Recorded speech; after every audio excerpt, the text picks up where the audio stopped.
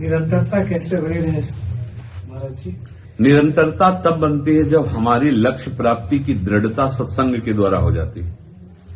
सत्संग से लक्ष्य में दृढ़ता होती है। दृढ़ता का तात्पर्य होता भूख, व्याकुलता, फिर निरंतरता बनी रहेगी।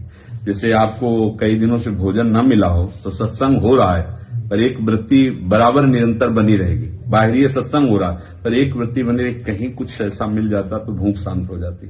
समझ रहे ना? वो वही भजन है असली, वही निरंतर होता है। जब हमें परमात्म तत्व की भूख जग जाती है तो अगर हम विषयी प्रपंची लोगों के भी बीच में है, उनकी सेवा परायणता, मान लो जैसे जो आपका मिशन है उसमें इस प्रकार की सेवा है। अब ये थोड़ी कि भागवत ही सब लोग आते हैं, प्रपंची विषयी लोग भी आते हैं, तो उनके बीच में रहते हुए भी उसका हृदय एक व्याकुलता से युक्त रहता है। कैसे प्रभु मिले? सब में प्रभु है पर मुझे तो अनुभव में नहीं आ रहे, मैं निर्बंध हूं पर मुझे तो अनुभव में नहीं आ। ये व्याकुलता वो निरंतर चिंतन बनाने के लिए, या फिर जो रूपाशक्त जन है तो रूप के दर्शन की लालसा निरंतरता है। या तो मुमुक्षता और या फिर प्रभु दर्शन लालसा, दो ही है। ज्ञान में मुमुक्षता इतनी बढ़ जाए बस अब उसके सिवा जब तक मुझे अपने स्वरूप का अनुभव नहीं होगा तब तक अब शांति नहीं है। वो व्याकुल हो जाए तो स्वरूप दर्शन हो जाएगा, सारे भ्रम नष्ट हो जाएंगे। जब तक प्रभु दर्शन नहीं, तब जैसे काकुशुंड जी को ज्ञान उपदेश कर रहे हैं लोमस जी, तो कह रहे हैं राम चरण बारिज जब देखो।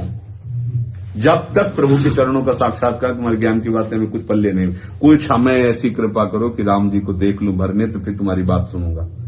तो या तो ये ऐसी लगन लगे कि अब जिया नहीं जा रहा, नहीं खान पान ते भावे है, नहीं कोमल वसन सुहावे है, सब विषय लगे ते खारा है, हरि आशिक काम मग्न आ रहा है, अब कुछ जिया नहीं जा रहा। हो गई निरंतरता।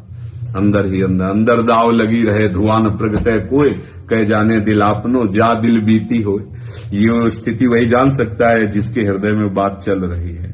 और पर बाहर नहीं, बाहर वो शांत बैठा, कोई जान ही नहीं पा रहा है, अंदर आग लगी है। आज का भी दिन गया, आज की भी रात गई, न स्वप्न में आए न दिन में आए, दर्श बिन दुखन लागे नयन, जब से तुम बिछड़े पीर प्यारे कबो न पायो चैन।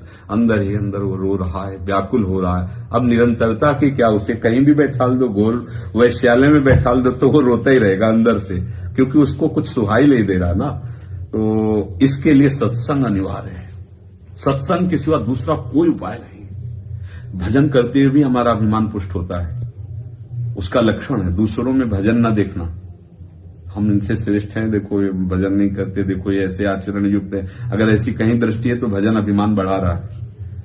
शुद्ध भजन सत्संग के द्वारा ही होता है। भजन न होई संग बिन, और संग के बिना भजन नहीं, भजन के बिना प्रेम नहीं।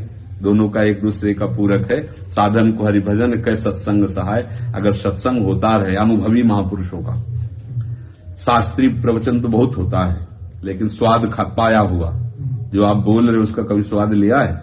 अगर हाँ, तो वो जाके सीधे आक्रमण करता है अंतःकरण पर, वो व्याकुलता पैदा करता है।